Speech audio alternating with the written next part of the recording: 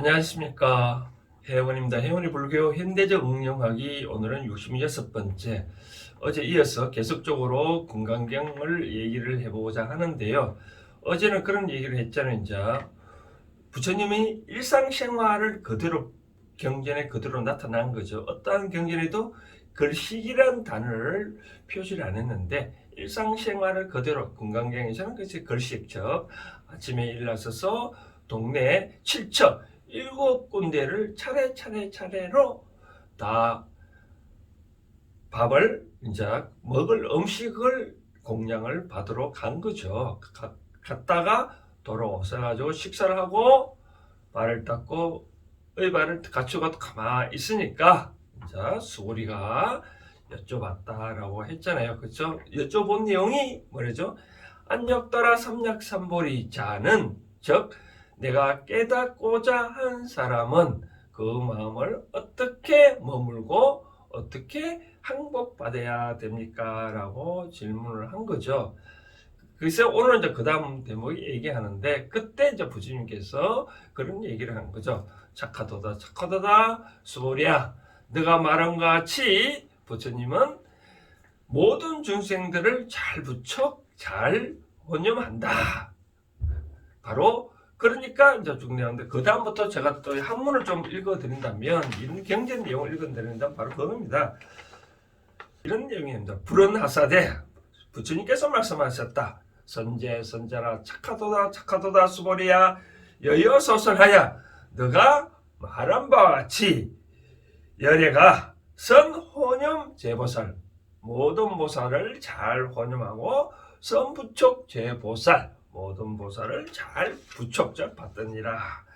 여금제청 너는 이제 제청 자세히 들으라 들을 청자 여금제청 당위 여설 나는 마땅히 너를 위하여 당위 마땅할 당 마땅히 너를 위하여 말하리라. 선남자 선녀이니 자 그다음부터 제가 좀 써놨는데 여기 보면 이렇게 나옵니다. 선남자 선녀이니 발 안역 따라 삼약삼보리 심한 자는 즉 선남자 선남자 사람 착할 사람보다는 모든 사람 그런 뜻이죠. 모든 사람들이 자 내가 깨닫고자 하는 자는 응여시주 마땅히 시주 이와 같이 머물러야 하고 또 여시 이와 같이 항복 그 기심 그 마음을 항복해야 된다라고 얘기를 했거든요. 이와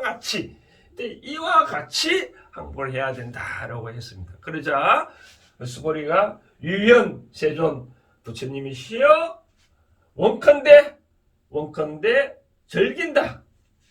욕문 듣고자 한 것을 즐긴다. 즉 즐거이 마음으로 듣고자 합니다. 라고 합니다. 그래서 여기서부터 쭉 일어나는데 여기서 하나 좀 의문이 있지 않을까요? 의문은 한 번도 안 가져봤습니까? 이 대목에 대해서.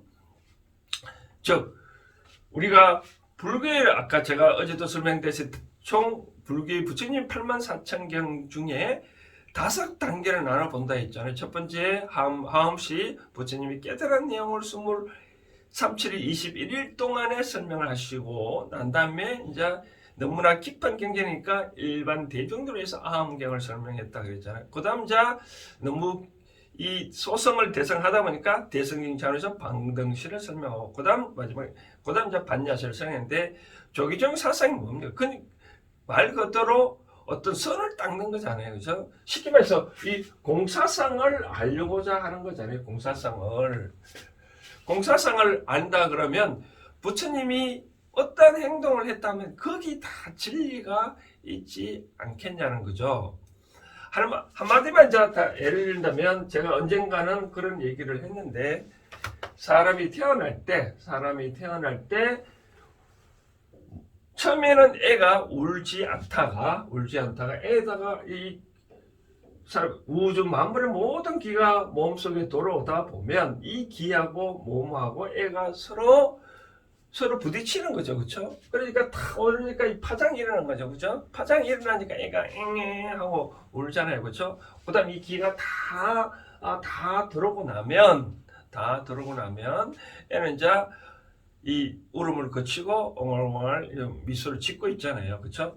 그것처럼 이 대자연은 항상 우리 마음속에 들어와 있기 때문에 우리 마음속에 들어온 이 마음은 항상 대자연하고 연결되어 있다 이거죠. 그렇다면 이 대자연의 현상들을 이 인간들을 키우기 위해서 자기 눈앞에 많은 것들을 보여준다 이거죠, 그렇죠?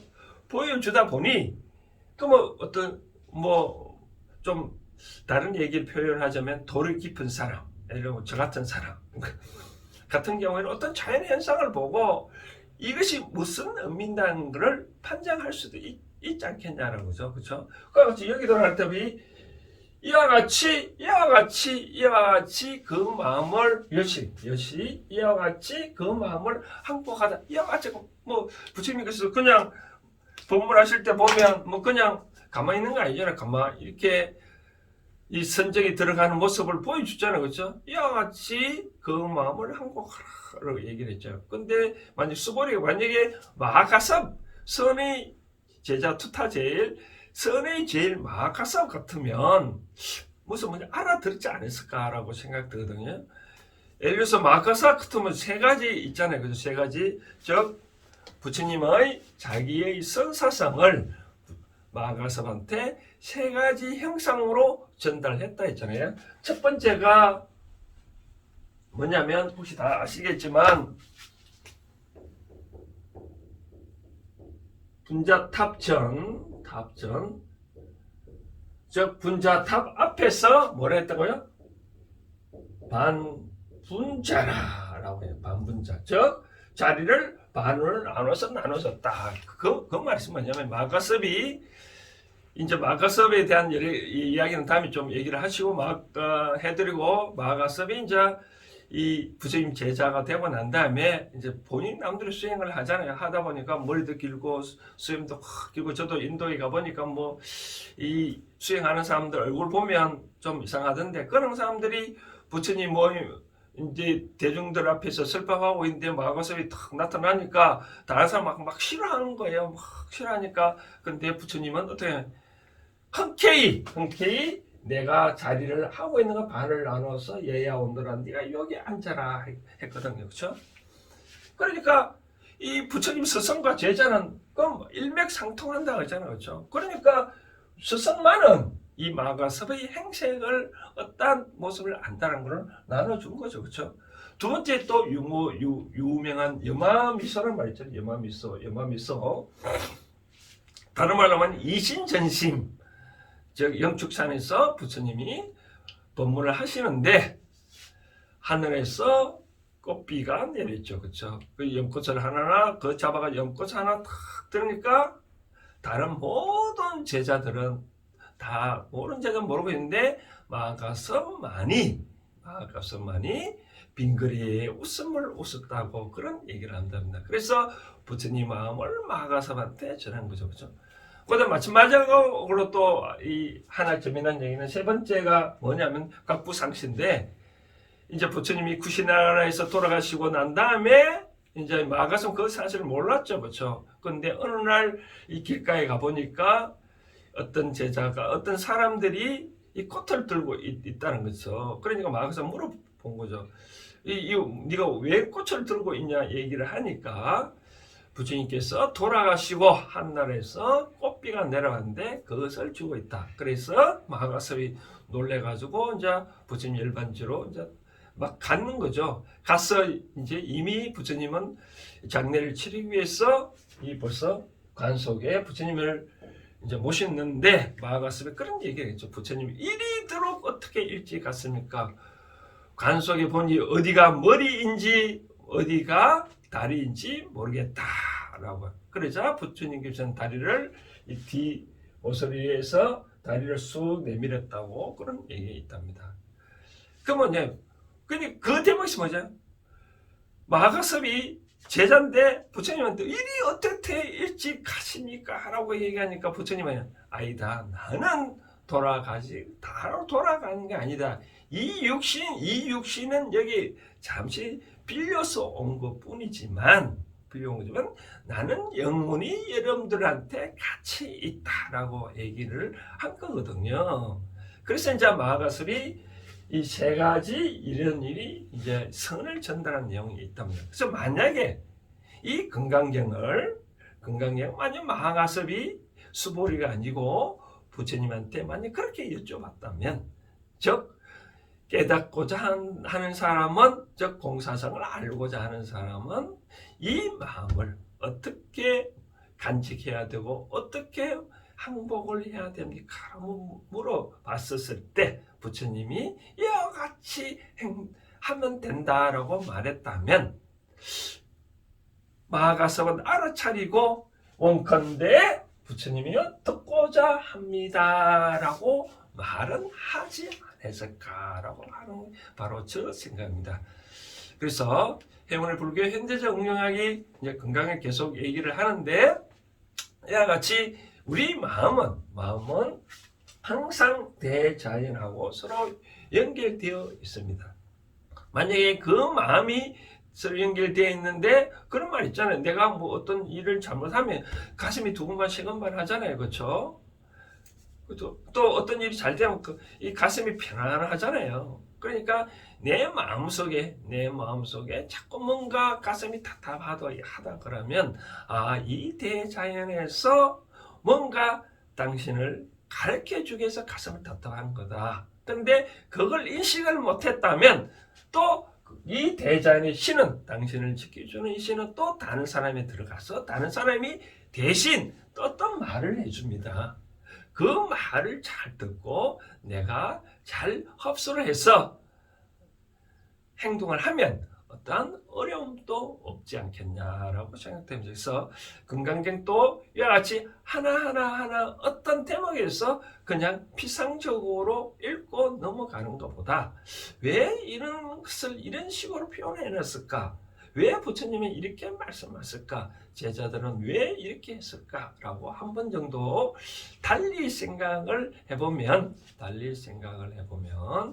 뭐 또 다른 지식이 있지 않을까라고 생각되어집니다. 저는 항상 하는 얘기가 이 대자연을 우리가 보는 방법이 크게 세 가지가 있다 했거든요. 첫 번째, 내가 봐야 하는 방향, 즉 슈드, 내가 꼭 봐야 하는 방향이 있고, 두 번째 라이크, 내가 보고 싶은 대로 보는 방향. 세 번째는 투비, 있는 그대로를 보라는 거죠. 예를 들어서 어떤 애가, 내가 사랑하는 애가 있다. 애가 있는데 참 이뻐 죽게, 저도 셋째가 참 이쁜데 그 애가 어느 순간에 학원을 가다가 학원을 안 가고 뭐 다른 데 들어갔다. 우선 게임 안에 치키 보고 있다. 그런 순간에 도가 터득한 사람은 그래 뭐 왜 학원에 안 가고 무슨 재미난 일이냐 같이 즐길 수도 있잖아요. 그렇죠? 근데 투비로 보고 싶은 대로 보이는 대로 보지 않냐고, 보고 싶은 대로 보거나 봐야 하는 대로 본다면, 즉 내가 보고 싶은 방향이 뭐죠? 그 애는 학원에 가 있어야 될 그런 상황이잖아요. 그렇죠? 그게 내가 그 애를 보고 싶은 방향. 그러면 그때부터 만약에 애를 안 물었다, 뭐 어땠다, 그러면 그때부터 뭐 온수지간도 될 수 있지 않느냐. 그러니까 있는 그대로 투비, 이 대자연을 있는 그대로를 보면 이 삶이 행복하지 않겠냐라고 생각되어집니다. 마찬가지로 수보리가 부처님이 하는 행색을 어떤 모양을 지었겠죠. 그렇죠? 야같이 그 마음을 유지하고 그 마음을 항복받아라 라고 손짓을 했지 않았을까요? 그렇죠? 근데 도를 터득한 사람은 있는 그대로 투비, 있는 그대로 만약에 봤다면 건강에 더 이상 이어지지 않았을 거고, 진정한 공사상이 그것으로서 좀 더 크지 않았을까라고 생각을 해봅니다. 오늘 불교 현대적 응용하기 66번째 건강경, 오늘은 여기까지 하겠습니다. 감사합니다.